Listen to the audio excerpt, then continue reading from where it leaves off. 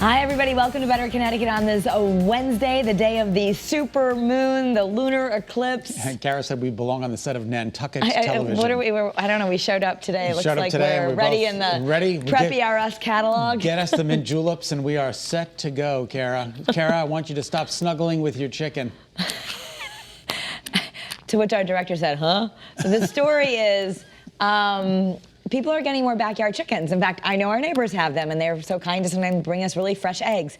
But you need to not snuggle with them, according to the U.S. Centers for Disease Control and Prevention. They say too many people are snuggling with their backyard poultry and getting infected with salmonella. Oh, yuck. Salmonella germs, which can easily spread. And I love to say the word diarrhea on television. Stop. Yes, it can give you diarrhea, fever, and stomach cramps, and recover within 4 to 7 days without, you can't recover within, it says, and recover within 4 to 7 days without treatment. But this is why a lot of times people are bringing in the backyard chickens and they're snuggling with them and they're teaching their kids about them. Snuggling with a chicken. I mean, I think I get why people do that, but apparently we're not supposed to. You can't catch them. I don't even. You ever try and catch a chicken? But I think if they're like your pets, it's different. Anyway, there have been 163 salmonella illnesses and 34 hospitalizations across 43 states as of May 20th. A lot. So a lot more people are getting chickens and this experimenting. One, they get the chicken dressed up. These people are dressing their chickens. It's unbelievable. All right, well, there's an app for that, as we always say. Yes, engineers at Google have developed a tool. The company says can identify 288 skin, hair, and nail conditions. It's kind of... It's like dermatology.com. Yes. So you just use this tool. Yeah. And you take a picture of it and 3 photos from 3 different angles of your problem area, answer a couple questions, and then an artificial intelligence algorithm will diagnose you. An artificial intelligence algorithm. AI, okay. For short. AI. I was wondering what that was. AI is artificial intelligence. Artificial intelligence. So if you're okay with an algorithm telling you what's wrong with you. Right. It says that you should always be advised to see a real healthcare professional if you have serious concerns. No, I think this makes sense with if you've ever had a mole, or like even you with your brush with skin cancer. Absolutely. If you take a picture and this sends up a red flag, maybe you're going to be more likely to go get it checked out, because so many times what's on our skin people minimize, and melanoma really is increasing. I love the fact that Joe Biden is getting involved with Snapchat. You got to. That's where all the young people are. Is that what, I thought they were on TikTok. I want that too. I just want to know if Joe Biden, President Biden, does what my kids do. Like, does he just take multiple pictures of his eyebrow or mouth and like send it to people? Like, this is what I see all day long.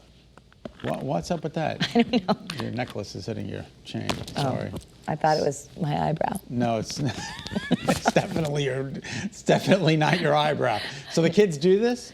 Yeah, they like communicate that way. You know, in the middle of homework.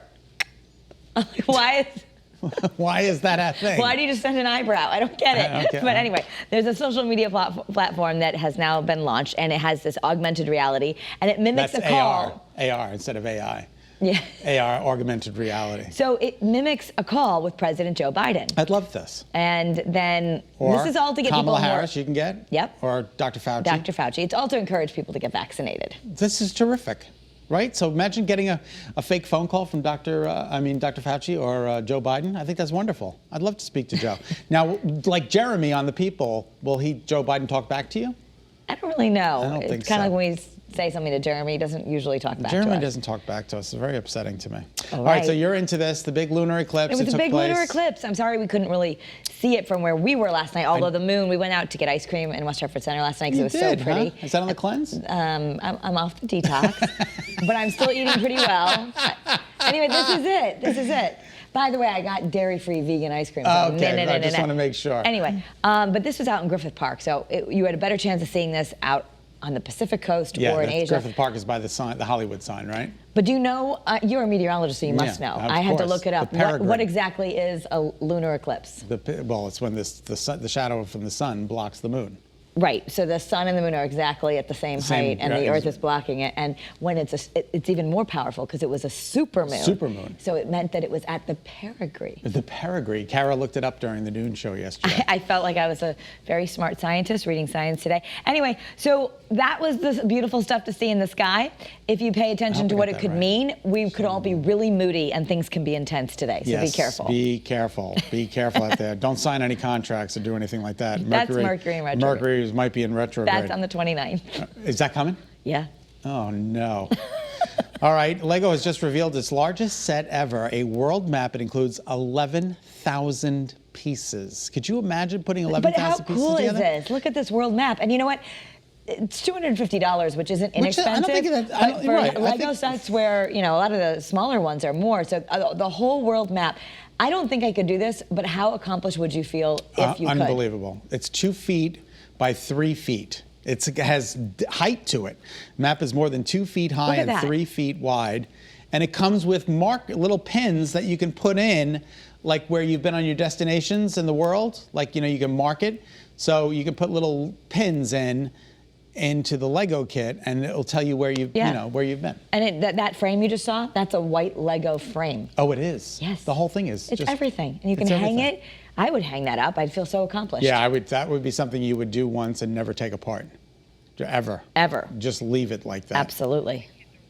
And then as Jamie, our producer, said, a kid throws a football at it, and then it breaks, and then you step on them. And then you have a big fight. All right, Kara, another person's going to space, and it's not you.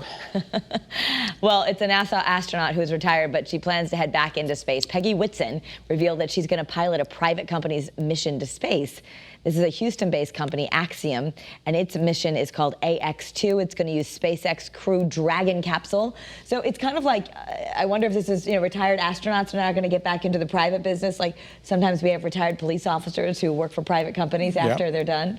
I just want you to know that on this show, we have had AI, AR, and AX. Oh.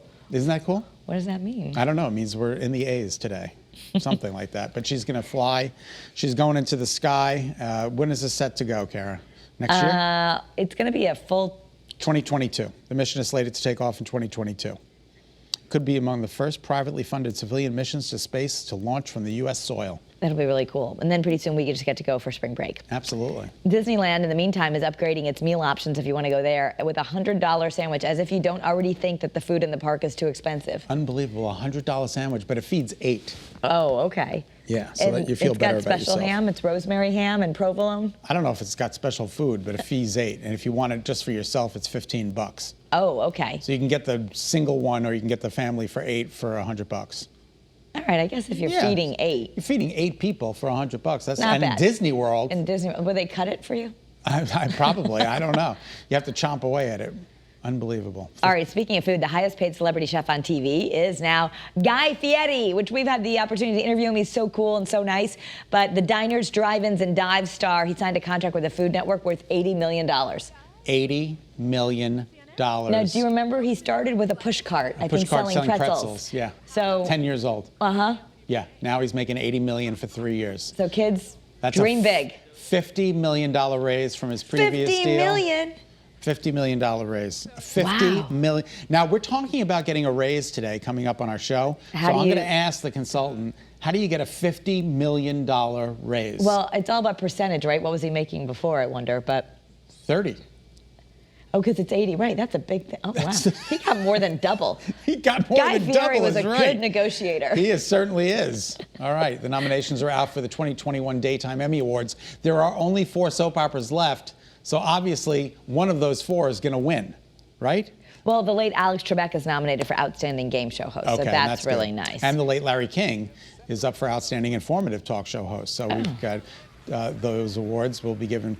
Did you apply for that? I did not apply. Outstanding Informative Talk Show Host? I did not apply for that. No, I did not. Is that the right category for you? I think it is. Daytime talk. You could have applied too. We should have said. Oh, Kara, I love the music. It just brings me back. And the bold and the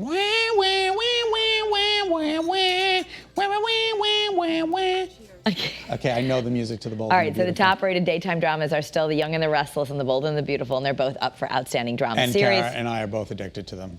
Don't kid yourself, you are. Well, I haven't watched in so long, but I know if I just watched a couple days, I'd be caught up. Who's Brooke married to right now? What's his name? Reed. Ridge? Ridge. She's back with Ridge? Yeah, she's back with Ridge. I like it when they're with Ridge. Yeah, she's back with Ridge. Okay.